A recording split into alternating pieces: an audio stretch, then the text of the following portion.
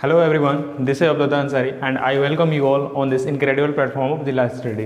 कल हम लोगों ने अपना जो इलेक्ट्रोस्टैटिक चैप्टर था स्थिर वैद्युत अपना स्टार्ट किया था, जिसमें हम लोगों ने क्या होते हैं हमारे आवेश और फिर और भी बहुत सारे कॉन्सेप्ट देखे थे। फिर उसके बाद आज हम लोग स्टार्ट करेंगे अपना यहाँ से प्रेरणा द्वारा आवेशन से। ठीक, तो चलिए स्टार्ट करते हैं लेक्चर को। और हाँ, अगर आपने पहला लेक्चर नहीं देखा है तो मेक श्योर कि आप उसे देख के आएँ। ठीक, तो चलिए स्टार्ट करते हैं कि आवेशन द्वारा प्रेरण द्वारा आवेशन क्या होता है। ठीक, तो इस हमें शब्द से पता चलना चाहिए कि अच्छा प्रेरण द्वारा आवेशन का मतलब होता क्या है। ठीक, अगर हम इसका मतलब निकालना चाहें कि प्रेरण द्वारा आवेशन होता क्या है, तो इस सेंटेंस से हमको पता चल रहा है कि किसी से प्रेरित हो रहा है। आवेशन क्या हो रहा है? आवेशन हो रहा है किसी चीज़ से प्रेरित है, इसी को हम बोलते हैं प्रेरणा द्वारा आवेशन। आवेशन होगा वो किसी से, तो किसी से प्रेरित होकर। ठीक, प्रेरणा द्वारा आवेशन ये चीज़ होता है। 10th क्लास में आप लोगों ने थोड़ी सी आप लोगों ने आवेश के बारे में पढ़ा होगा कि जो हमारे लाइक चार्जेस होते हैं, यानी कि जो समान चार्जेस होते हैं, समान आवेश होते हैं, वो क्या करते हैं एक दूसरे को आकर्षित करती हैं, नहीं विकर्षित प्रतिकर्षित करती हैं। और जो अनलाइक चार्जेस होते हैं यानी कि असमान जो चार्ज होते हैं वो क्या करती हैं प्रतिकर्षण करती हैं। और हमारे जो कैसे कैसे चार्ज होते हैं, एक होते हैं हमारा धनात्मक चार्ज जिसे हम प्लस क्यू से डिनोट करते हैं, और एक हमारे पास होता है ऋणात्मक चार्ज, ऋणात्मक आवेश, जिसे हम माइनस क्यू द्वारा सूचित करते हैं। ठीक, ये चीज़ें थी। तो प्रेरण द्वारा आवेशन का मतलब ये है ना कि जब भी हम कोई भी ऑब्जेक्ट लाएंगे, दो वस्तु है, ये हमारे पास ए मान लेते हैं और ये मान लेते हैं कि बी है। ठीक, दो हमारे पास वस्तु है जिसका एक ये ए है और एक बी है, इन पे कुछ ना कुछ आवेश है। मान लेते हैं कि इस पे कुछ ना कुछ आवेश है। पहले जितना प्लस था उतना माइनस था, इसकी वजह से क्या हो जाएंगे, ये उदासीन हो जाएंगे यानी कि न्यूट्रल हो जाएंगे। ठीक, और यहाँ पे हमारा बी जो है वो मान लेते हैं कि ये न्यूट्रली चार्ज, अरे नेगेटिवली चार्ज था यानी कि ऋणात्मक आवेश था इस पे। अब जब इस वस्तु को इसके पास लाएंगे, जैसे ही इसको इधर लाएंगे तो क्या होगा, थोड़ा अगर कॉमन सेंस यूज़ करें तो क्या हमको पता चल रहा है। मैंने मतलब कि 10th क्लास में थोड़ा सा ये देखा था हम लोगों ने कि जो आवेश होते हैं, असमान आवेश जो होते हैं, वो क्या करते हैं एक दूसरे को अट्रैक्ट करते हैं यानी कि आकर्षित करते हैं, और जो लाइक चार्जेस होते हैं यानी कि जो समान चार्ज आवेश होते हैं वो क्या करते हैं प्रतिकर्षण करते हैं। तो ये जो जैसे ही हम लोग ऋणात्मक इसके पास लाएंगे तो ये क्या करेगा, जो इसमें धन आवेश है उसको अपनी तरफ खींचने लगेगा। तो इसका जो नेक्स्ट सिनेरियो होगा उसको हम यहाँ पे देख सकते हैं। ठीक,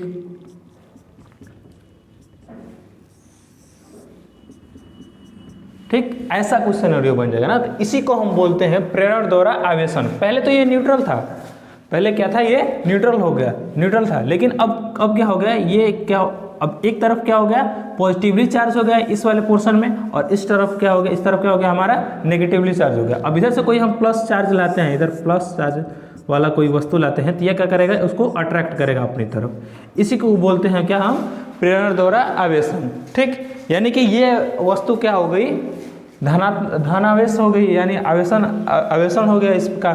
ठीक, इसी को बोलते हैं प्रेरण द्वारा आवेशन। तो बहुत जगह हम लोग क्या देखेंगे, ऐसे ऐसे वस्तुएं होंगी जो जिन पे कुछ नहीं आवेश होगा, और ऐसे ऐसे युक्ति का यूज करके हम लोग उनको आवेशित कर सकते हैं। यही था हमारा प्रेरण द्वारा आवेशन। ठीक, यहाँ तक क्लियर है आप, यहाँ तक चीज़ें। तो चलिए नेक्स्ट कॉन्सेप्ट पे चलते हैं। क्या है हमारा विद्युत आवेश के मूलभूत गुण। जैसे ना कोई भी वस्तु होगी ना तो उससे एसोसिएटेड कुछ मास होगा यानी कि द्रव्यमान होगा, और एक चीज़ कि जब भी कोई चार्ज होता है ना वो हमेशा एसोसिएटेड होता है मास से। मास के बिना किसी वस्तु पे चार्ज नहीं हो सकता, लेकिन मास हो सकता है बिना किसी चार्ज के। ठीक, तो ये चीज़ें बेसिक चीज़ें आप लोग ध्यान में रखेंगे अपने दिमाग में ना। ठीक, अब आते हैं हमारा जो नेक्स्ट टॉपिक है वो क्या है, वैद्युत आवेश के मूलभूत गुण।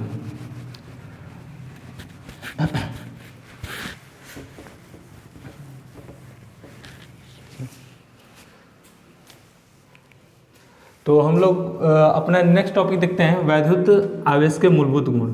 ठीक, वैद्युत आवेश के मूल गुण। हर एक ऑब्जेक्ट का ना अपना अपना कुछ गुण होता है, तो वैसे ही जो आवेश होते हैं, वैद्युत आवेश होते हैं, उनका भी कुछ न कुछ गुण है। तो इसको हम लिख सकते हैं क्या,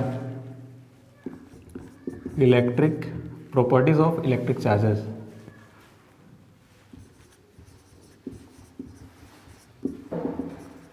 प्रॉपर्टीज ऑफ इलेक्ट्रिक चार्ज। ठीक, आवेश के, वैद्युत आवेश के मूलभूत गुण। इसमें हमारी तीन चीज़ें होती हैं, तीन मूल गुण होते हैं हमारे वैद्युत आवेश के। पहला होता है आवेशों की योज्यता। लिखते चलते, पहला क्या होता है, आवेशों की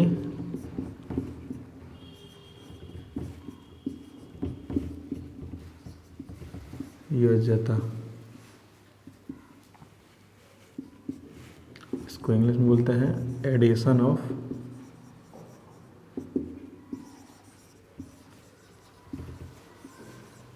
ठीक, ये हमको क्या बताता है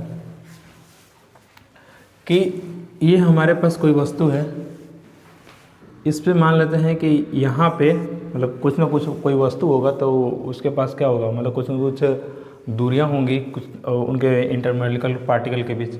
मान लेते हैं यहाँ पे 10 कूलम का चार्ज था और यहाँ पे 5 कूलम का चार्ज था। ठीक, तो हम लोग क्या कह सकते हैं, अगर हम इसके पूरे वस्तुएं में पूरा हमको जब आवेश निकालना होगा तो हम क्या कर सकते हैं कि दोनों को जोड़ देंगे, तो हमारे पास क्या होगा, परिणामी आवेश इसके निकल जाएंगे। ठीक, तो हम लोग कैसे निकालेंगे, 10 कूलम प्लस माइनस 5 कूलम, कितना आ जाएगा हमारे पास, 5 कूलम। ये होता है हमारा आवेशों की योज्यता। ठीक, तो आवेशों की योज्यता का कहना का ये मतलब है ना कि जो भी हमारे पास आवेश होते हैं, जितने भी आवेश होते हैं, हम उनका योग निकाल सकते हैं, उनको जोड़ सकते हैं। ठीक, उसी को हम लोग क्या बोलते हैं, आवेशों की योज्यता। एक हमारा वैद्युत आवेश के मूल गुण में से ये भी एक इम्पॉर्टेंट गुण है जो कि आवेशों की योज्यता हमें बताता है। ठीक, आवेशों की योज्यता से हम बस यही प्रेडिक्ट करते हैं, मतलब क्या बोलते हैं, इसका इम्पोर्टेंस यही है कि जितने भी आवेश होंगे हमारे पास उनको हम लोग जोड़ सकते हैं। ठीक, यही होता है हमारे पास आवेशों के योज्यता। फिर इसके बाद नेक्स्ट जो आता है आपका प्रॉपर्टी है, वो क्या होता है,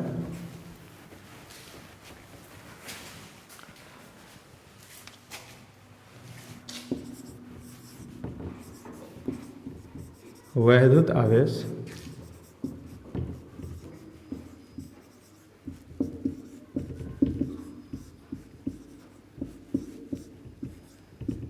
संरक्षित होते हैं ना, चाहे फिर वैद्युत आवेश का संरक्षण।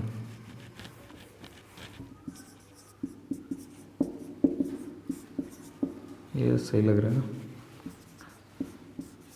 ठीक, इसको हम लोग क्या कहते हैं, कंजर्वेशन ऑफ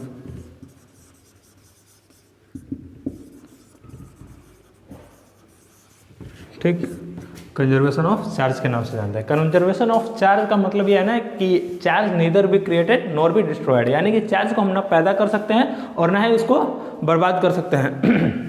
ठीक, ये होता है हमारा कंजर्वेशन ऑफ चार्ज से मतलब। ठीक, यानी कि अगर हम जब भी देखते हैं ना कि अपने वो किया होगा कभी बचपन में कि कंघी लेके उसको बाल में से रगड़ के फिर उसके बाद जैसे चिट्स को चिट्स की तरफ ले जाते हैं तो क्या कहते हैं, चिट्स उसमें चिपक जाता है ना।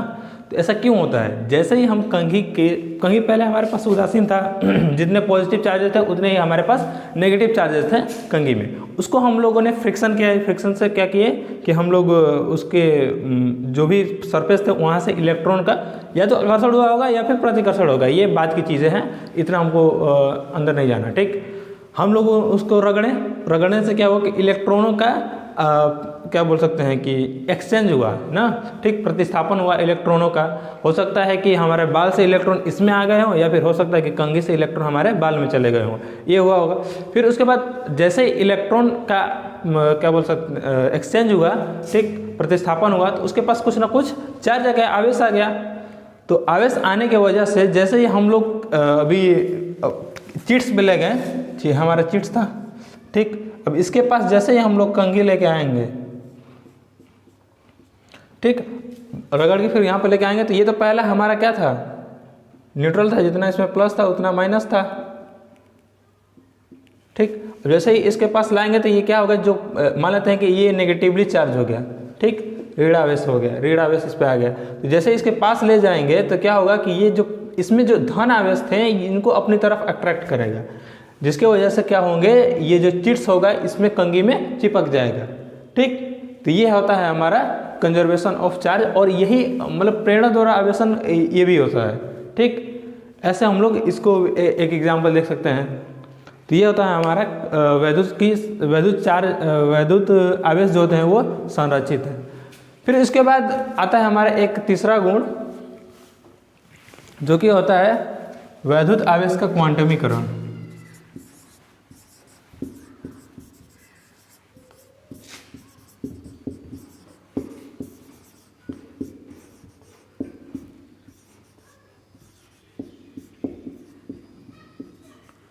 क्वांटमीकरण, इसमें भी हम लोग वही एग्जाम्पल लेंगे, भी लेते हैं क्वांटाइजेशन ऑफ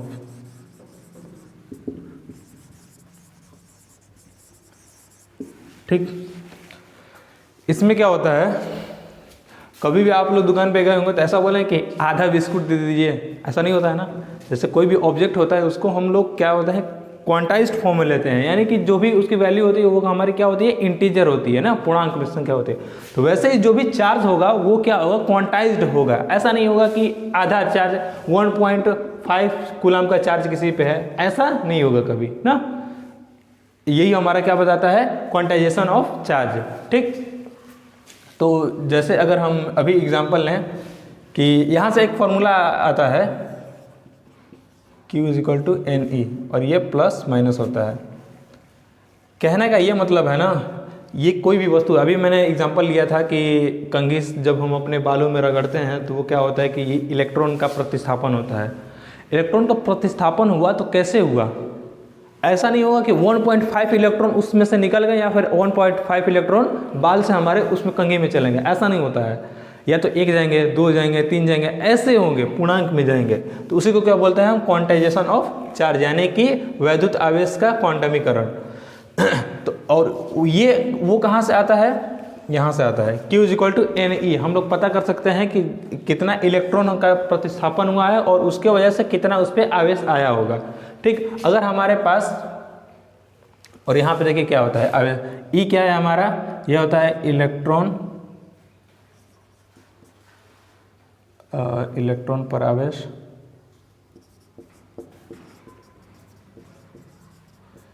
जिसकी वैल्यू होती है कितनी, 1.6 × 10⁻⁻19 कूलम। ये मैंने पिछले जो लेक्चर थे उसमें सारी चीज़ें बता चुका हूँ। और ये क्या होता है हमारा, इलेक्ट्रॉन की संख्या,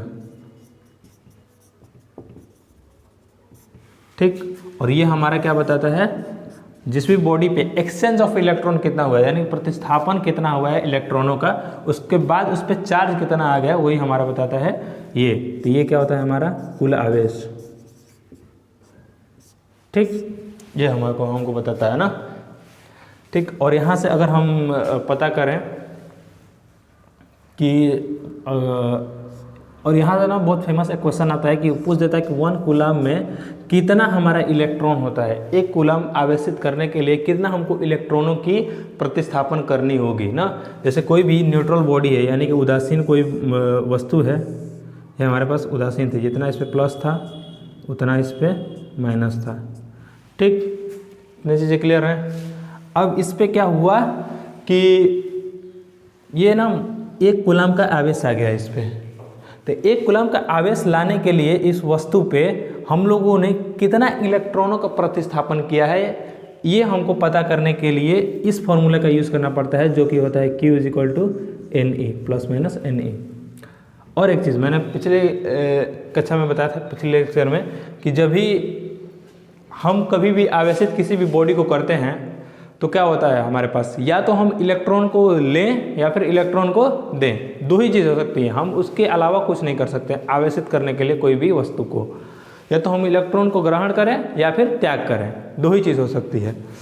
तो इसमें हमारा क्या हुआ है, और एक चीज़, जब हम इलेक्ट्रॉन को अपने बॉडी पे लेते हैं तो क्या होता है, हमारे पास नेगेटिवली चार्ज हो जाता है हमारा बॉडी, यानी कि ऋणात्मक आवेश आ जाता है। और जैसे ही हम लोग इलेक्ट्रॉन अपनी बॉडी से बाहर देते हैं, त्याग करते हैं, तो क्या होता है, हमारा पॉजिटिवली चार्ज हो जाता है, यानी कि धनात्मक आवेश आ जाता है हमारी बॉडी पे। तो यहाँ पे क्या हो रहा है, +1 कूलम्ब आ गया है ना। ठीक, यहाँ पे मतलब कि मान लेते हैं कि बॉडी पहले उदासीन थी, फिर उसके बाद उस पर 1 कूलम्ब का चार्ज आ गया है। ठीक, 1 कूलम्ब का चार्ज आ गया है। तो इसका मतलब क्या है, इसका मतलब ये है कि इसने इलेक्ट्रॉन का त्याग किया है, तभी इसके पास क्या हुआ, धन आवेश आया है। धन आवेश का मतलब यही है। ठीक, और ये हमारा Ne, और 1 कूलम्ब का आवेश आया, मतलब कि हमारा आवेश कितना है, 1 कूलम्ब, और n की वैल्यू हमको निकालना है कि कितना हमारा इलेक्ट्रॉन का प्रतिस्थापन हुआ है। ठीक, तो n हमारा हो गया, यही हमको निकालना है, ये हमको नहीं पता है। E हमको पता है कि कितना होता है, 1.6 × 10⁻⁻19 कूलम्ब। एक इलेक्ट्रॉन पे इतना आवेश होता है। तो कितना इलेक्ट्रॉन एक्सचेंज किया होगा कि हमको 1 कूलम्ब आवेश मिल गया। ठीक, तो ये हमको निकालना है n। तो यहाँ से निकाल सकते हैं हम n = 1 कूलम्ब अपॉन 1.6 × 10⁻⁻19 कूलम्ब। ये भी कूलम्ब से, तो कूलम्ब से कूलम्ब खत्म। ठीक, जब इसको निकालते हैं, जिसको भागा देंगे 10 हो जाएगा ऊपर, तो 10/16 × 10।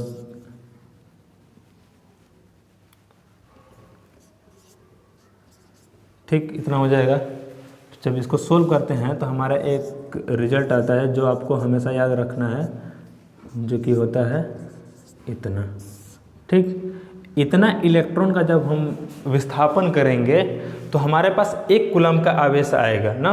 अगर हम उस पर दे देंगे इतना इलेक्ट्रॉन, किसी भी न्यूट्रल बॉडी पे, उदासीन वस्तु पे इतना हम इलेक्ट्रॉन दे देंगे, तो क्या होगा, वो ऋण आवेश हो जाएगा, ऋण आवेशित हो जाएगा। कितना उस पर आवेश का कितना वैल्यू होगा, 1 कूलम्ब -1 कूलम्ब ना। ठीक, अगर हम उस पर इतना इलेक्ट्रॉन हम किसी उदासीन वस्तु पे दे दें, जब वो उदासीन वस्तु इतना इलेक्ट्रॉन का जब त्याग करेगा, तब तो उस पर क्या हो जाएगा, पॉजिटिवली चार्ज हो जाएगा वो बॉडी, यानी कि उस पर क्या होगा, धन आवेश आ जाएगा 1 कूलम्ब का। इतना जब इलेक्ट्रॉन वो त्याग करे। ठीक, इतनी चीज़ें क्लियर है। ठीक, और ये जो वैल्यू है इसको याद रखें ना, मतलब डायरेक्ट पूछ देता है कि 1 कूलम्ब आवेश में इलेक्ट्रॉनों की संख्या कितनी होती है। असल में वो चीज़ होता है 1 कूलम्ब आवेश पाने के लिए कितना हमको इलेक्ट्रॉन के त्याग करना पड़ेगा या फिर हमको ग्रहण करना पड़ेगा। अगर ग्रहण करेंगे तो हमारे पास ऋणात्मक आवेश आएगा, और त्याग करेंगे तो हमारे पास धनात्मक आवेश आएगा। ठीक, यही चीज़ें थी हमारे पास क्वांटाइजेशन ऑफ चार्ज कहने का मतलब ना। और इस फॉर्मूले को भी याद रखें, बहुत important formula, Q = ±Ne। Plus minus क्या बताता है कि हमने त्याग किया है या फिर ग्रहण किया है। माइनस तो आ जाएगा जब हमने ग्रहण किया है, और प्लस आएगा जब हमने त्याग किया है। समझाएगा ना, इतनी चीज़ें क्लियर है। चलिए अब नेक्स्ट टॉपिक पे चलते हैं, जो कि हमारा है क्या, कूलम्ब्स लॉ।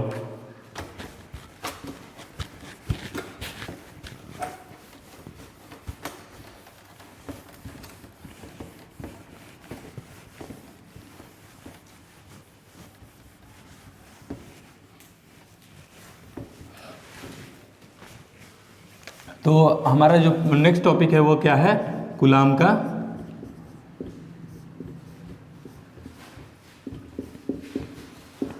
का नियम ना। ठीक, ये अब हम पढ़ने जा रहे हैं। कूलम्ब का नियम होता क्या है। ठीक, तो ये नियम दिया गया था, जिनका एक साइंटिस्ट है जिनका नाम था कूलम्ब, इनके द्वारा नियम दिया गया था कि जब भी कोई आवेश होंगे, ठीक, तो अभी मैंने बताया कि जब भी समान आवेश होते हैं, यानी कि +Q है और एक +Q है, जब इनको r डिस्टेंस पे रखेंगे तो ये क्या करेंगे, एक दूसरे को प्रतिकर्षण का बल लगाएंगे। अगर हमारे पास असमान आवेश हैं तो ये क्या करेंगे, आकर्षण का बल लगाएंगे। ठीक, तो इसे हम, और ये जो बल कितना लगाते हैं, इनकी मैग्नीट्यूड वगैरह, डायरेक्शन वगैरह सारा चीज़ निकालने के लिए हमको एक नियम मिला जिसे हम बोलते हैं कूलम्ब का नियम। ठीक, और वो क्या बताता है हमको कि कोई भी वस्तु, किसी भी वस्तु, अरे कोई भी आवेश किसी आवेश पे कितना बल लगा रही है। ठीक, ये चीज़ इन दोनों के बीच मतलब रिलेशन बताने के लिए हमारे पास एक नियम है, उसी को हम लोग बोलते हैं कूलाम का नियम। तो चलिए देखते हैं कूलाम का नियम असल में है क्या। ठीक, तो कूलाम का नियम होता है कि इसका स्टेटमेंट लिख लें।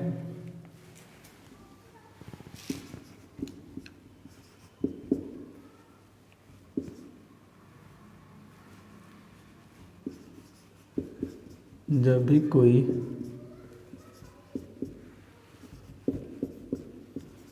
दो आवेश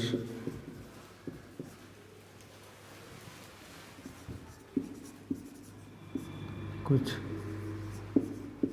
दूरी पर रखे जाते हैं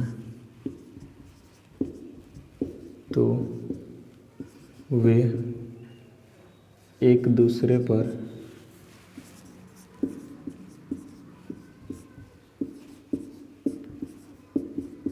बल लगाते हैं, बल लगाते हैं। ठीक, उन्हें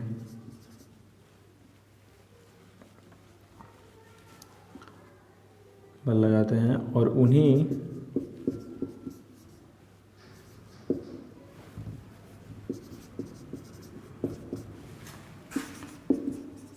बल के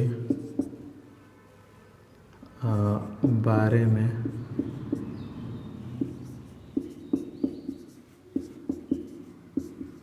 नियम मिला जिसे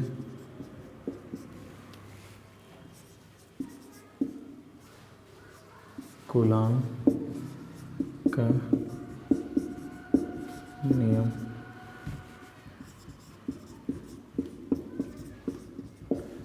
ठीक, ये होता है हमारा कूलाम का नियम।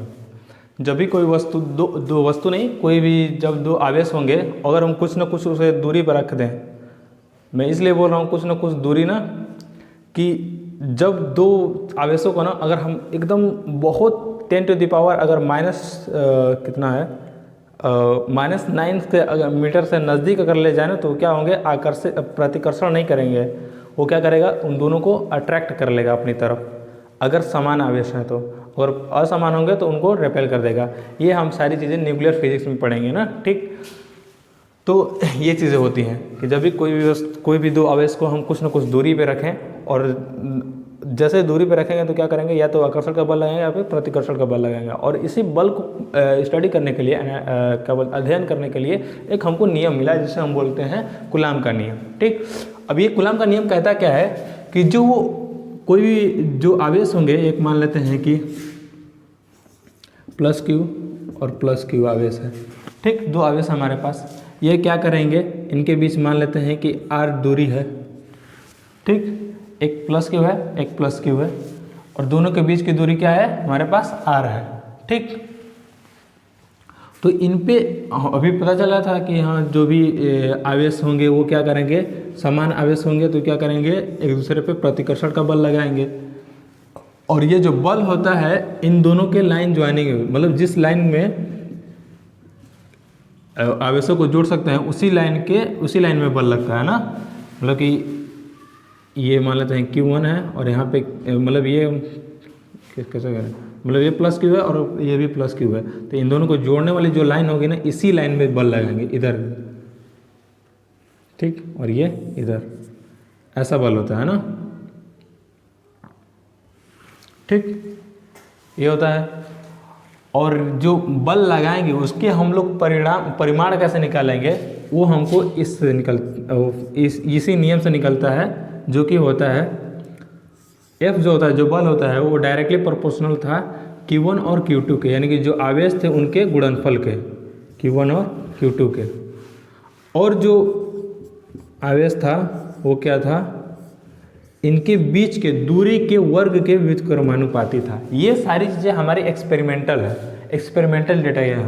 मतलब कि जो भी एक्सपेरिमेंट हुए उनसे हमको ये चीज़ें पता चली कि जो बल लग रहा है इन दोनों के बीच वो क्या है, इनके आवेशों के गुणनफल के समानुपाती है और सीधे समानुपाती है, और जो उनके बीच की दूरी है, दो आवेशों के बीच की जो दूरी है उनके वर्ग के व्युत्क्रमानुपाती है। ठीक, ये हमको एक्सपेरिमेंट से पता चला है। अब जब इस प्रोपोर्शनैलिटी को हटाते हैं तो हमारे पास एक नियतांक आता है, और बार बार मैं यहाँ पे f के ऊपर ऐसे एरो क्यों बना रहा हूँ, क्योंकि ये सदिश राशि है। ठीक, वेक्टर क्वांटिटी है। और अगर ये सब आपको नहीं पता है तो कमेंट करिएगा, मैं इस पर भी वीडियो बना दूंगा कि सदिश क्या होती हैं। मतलब देखिए आप लोग 12th क्लास में आ गए हैं ना, कम से कम, और ठीक है। जो सदिश और तीन चीज़ें आप लोगों की मतलब बेसिक मैथ में आपको ज़रूरत पड़ेगी ना, फिजिक्स पढ़ने के लिए बेसिक मैथ की ज़रूरत पड़ती है, जो कि क्या क्या है। एक होता है, आप लोग डिफरेंशिएशन पढ़ लीजिए, डिफरेंशिएशन। दूसरा होता है इंटीग्रेशन,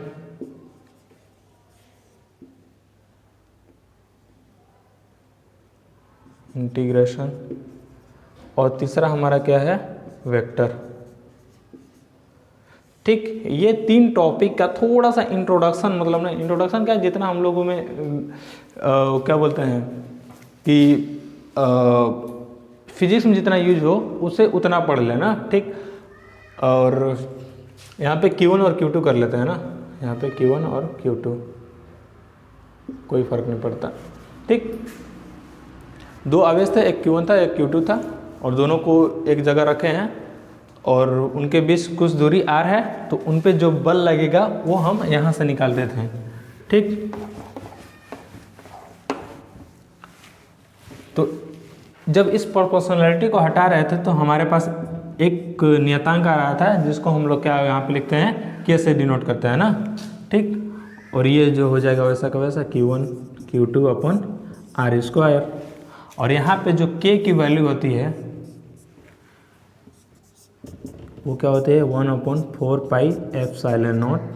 ठीक, और ये क्या होता है हमारा, इसकी वैल्यू पूरी होती है 9 × 10⁹ ठीक, ये हमारी k की वैल्यू होती है।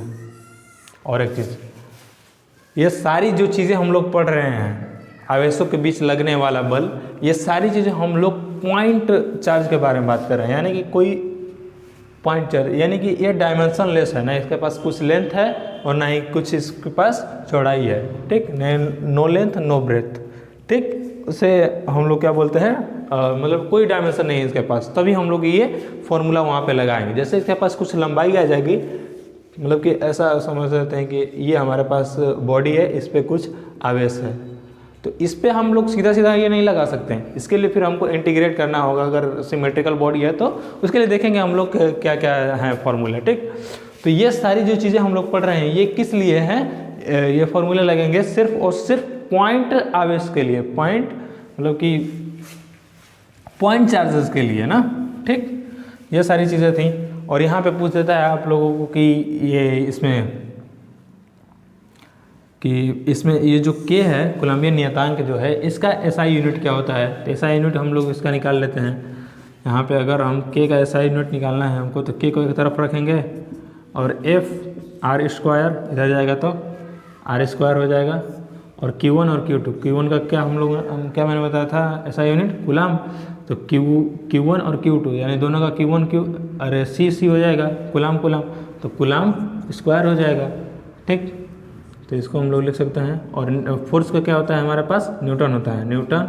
और दूरी का क्या होता है हमारे पास, मीटर होता है, तो मीटर का स्क्वायर और कूलम का ये हो जाएगा। तो जो यहाँ पे इसका आएगा SI यूनिट, वो क्या आ जाएगा, न्यूटन मीटर स्क्वायर प्रति कूलम स्क्वायर। ठीक, ये हमारे पास SI यूनिट आता है इसका ना। ये चीज़ें क्लियर हैं। ठीक, अब इसके बाद क्या करें, हाँ इस पे कुछ क्वेश्चंस कर लेते हैं ना, छोटे छोटे चुटर पुटर से क्वेश्चन कर लेते हैं जो पूछे जा सकते हैं बोर्ड एग्जाम में। वैसे पूछे जाते हैं इस पे बेसिस। ठीक, ये बहुत ही अच्छा रिलेशन है, मतलब पूछे जाने वाला है, बहुत इंपॉर्टेंट रिलेशन है ना, इसको स्टार मार्क करके अपने कॉपी में नोट कर ले। चलिए, और यहाँ पे लिख देते हैं कि इस नियतांक को Q1 Q2 upon R square.